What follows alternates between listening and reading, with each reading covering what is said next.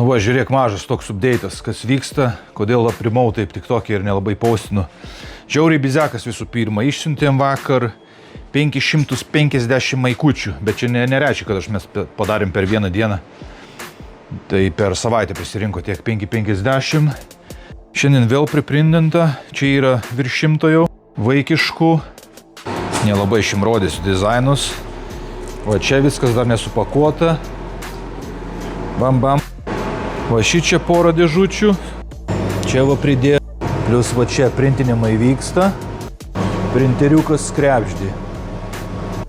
Čia rytoj paruošta keletas maikučių, kas užsisakė per WhatsAppą. Visas šitas turi būti supakuotas ir išsiųstas rytoj ryte, nes šeštadienį vėl einam į full time darbą. Beje, dar norėjau įkelt vieną produktą į website, bet website'as biškai pastrigo kažko ir neleidžia man prisijungti. Tai va tokį dalyką dar turėsiu. Va tokia tašytė. Gan didelė, va prie rankus pridėjus. Promo toks videokas sukurtas. Bet ką, negaliu įkelt. Tai kam tą video kelt, jeigu negaliu įkelt produkto?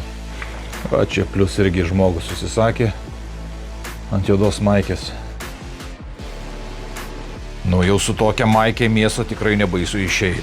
Kad ir ambalas jau jisai jau bijos tiesiai į akis pažiūrėt, man atrodo.